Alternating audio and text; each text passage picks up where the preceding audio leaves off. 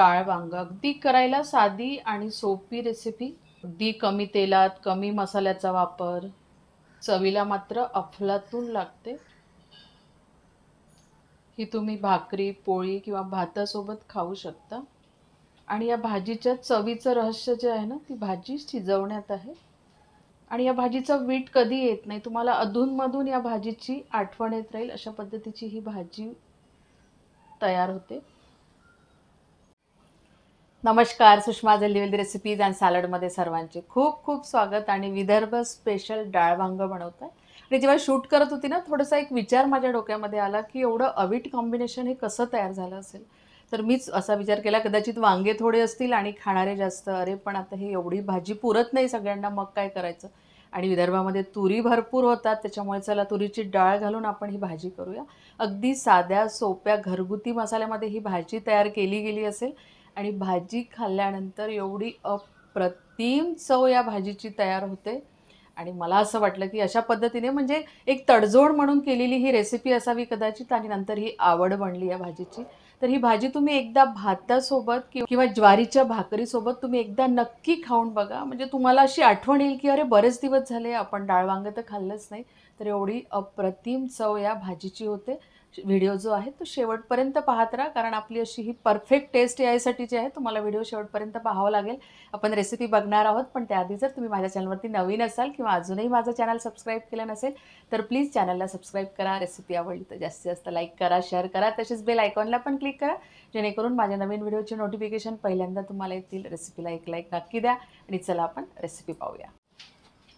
डाळ वांगे तयार करण्यासाठी मी इथे 1 पाव वांगे घेतलेले आहे. आणि वांग्याच्या फोडी ज्या आहे ना, अशा छान मोठ्या मोठ्या कापून घ्यायच्या. म्हणजे एका वांग्याच्या मी 4च फोडी केलेल्या.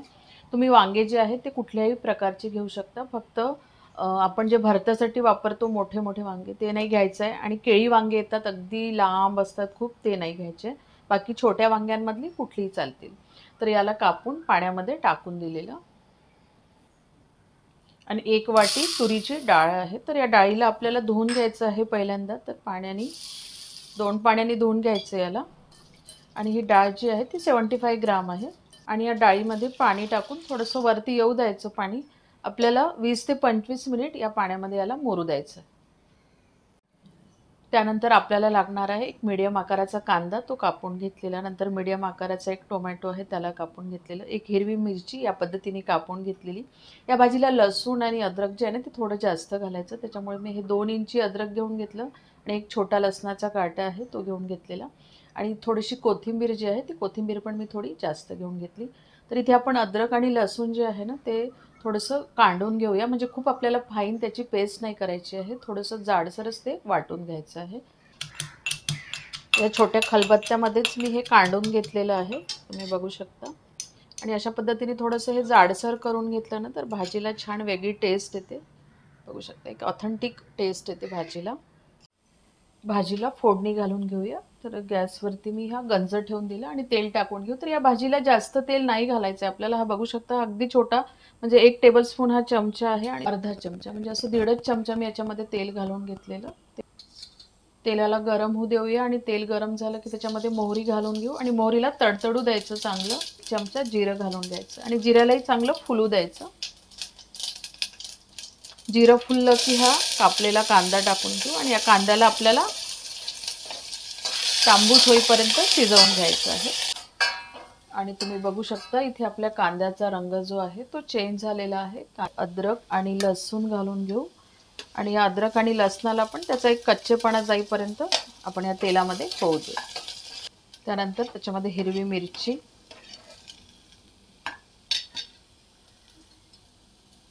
धणे पावडर 1 आणि अर्धा असं 1.5 चमचे धणे पावडर टाकून घेते. याला आपण मिक्स करून घेऊ.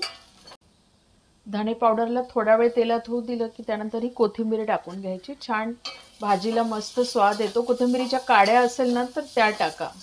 नंतर आता अर्धा चमचा आपण हळद घालून घेऊया आणि लाल मिरची पावडर. तर ही भाजी ना थोडीशी आपण काय म्हणतो चरवर जी असते ना, म्हणजे चमचमीत नाही पण चरवर म्हणते. म्हणजे मीठ आणि तिखटाचं प्रमाण जे आहे ते अगदी एक्झॅक्ट व्हायला पाहिजे त्या भाजीमध्ये.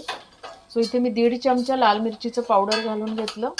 थोडंसं आपण याला मिक्स करून घेऊ, म्हणजे त्या लाल मिरचीचा कच्चेपणा जायला पाहिजे. आणि त्यानंतर आपण हे त्याच्यामध्ये टोमॅटो घालून घेऊ.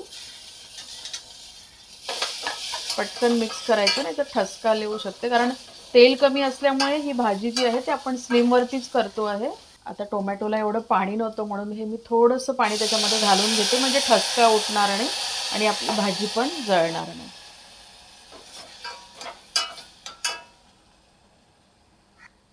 मीठ घालून घेऊया.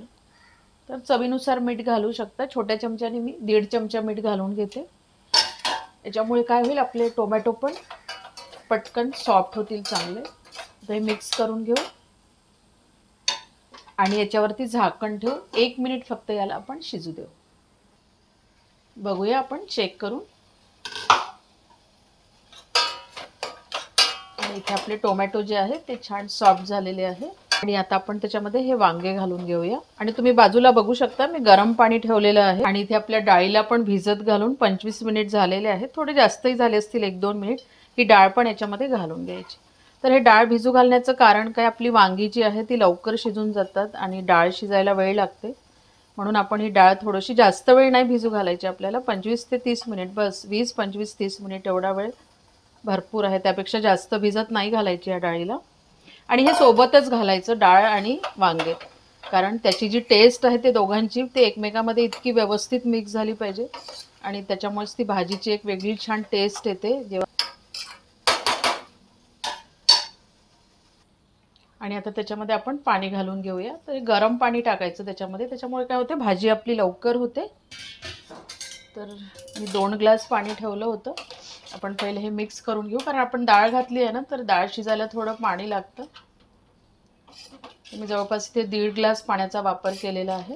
गॅसचा पॉवर जे आहे ते मी वाढवून देते आणि या भाजीला आपण उकळी येऊ देऊ. आणि भाजीला उकळी आली चांगली की मग गॅस अगदी स्लिम करून द्यायचा आणि मग झाकण ठेवून ही भाजी आपण शिजवून घेऊ. आता भाजीला हाय फ्लेमवरती एक मोठी उकळी आलेली आहे. आता गॅसची जी फ्लेम आहे ते एकदम स्लो करून द्यायची की झाकण ठेवून या भाजीला आपल्याला शिजू द्यायचं. चला आपण भाजीला चेक करूया. मध्ये मी एकदा फिरवली होती या भाजीला आणि भाजीला बरोबर 15 मिनिट झालेले आहे. आपण भाजी फोडणी घालून आणि आपण वांग्याला बघूया. तुम्ही बघू शकता वांग जे आहे ते पटकन चमच्याने हे होतं. तर आपली इथे भाजी शिजलेली आहे एक्झॅक्ट, म्हणजे वांग शिजलं की आपली ही भाजी शिजली समजायची. आणि हे तुरीचं बघा, हे तुरीची जी डाळ आहे ना ती एवढीच शिजवून घ्यायची आपल्याला, गलगल नाही झाली पाहिजे ही तुरीची डाळ. म्हणून वांगे शिजले की ही भाजी शिजली. कारण ही अशाच पद्धतीची जी डाळ आहे ती त्याच्यामध्ये खूप छान लागते, एक ऑथेंटिक टेस्ट येते. हा डाळीचा दाणा जर तुम्ही दाताने चावून बघितला ना तर तुमच्या लक्षात येईल की ती डाळ पण शिजलेली असते, पण आपल्याला खूप गलगल नाही होऊ द्यायची आहे ती डाळ. या भाजीला रस्सा पण अगदी एक्झॅक्ट झालेला आहे, त्याच्यामुळे इथे मला पाणी टाकायचं काम नाही पडलेलं याच्यामध्ये. आता इथे आपली भाजी अगदी तयार आहे. गॅस बंद करून द्यायचा. त्याच्यामध्ये आपण ही कोथिंबीर घालून घेऊ आणि इथे आपली मस्त गरमागरम डाळ वांग तयार आहे. आणि तुम्ही बघू शकता भाजीचा थिकनेस बघा किंवा भाजीचा रस्सा बघा, अगदी एक्झॅक्ट झालेला आहे. भाजीमधली डाळ आणि वांगे बघा अगदी वेगवेगळे दिसत आहे, पण भाजीची चव मात्र अगदी ऑथेंटिक आहे. बघू शकता.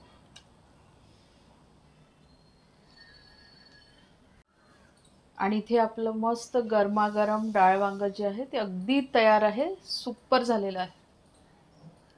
सो तुम्ही अशा पद्धतीने डाळ वांग जे आहे ते एकदा तुमच्याकडे नक्की तयार करा आणि मी सांगितल्याप्रमाणे भातासोबत आणि ज्वारीच्या भाकरीसोबत एकदा नक्की खाऊन बघा आणि कमेंट्स करून मला नक्की सांगा की कसं लागतं आणि कसं झालं ते.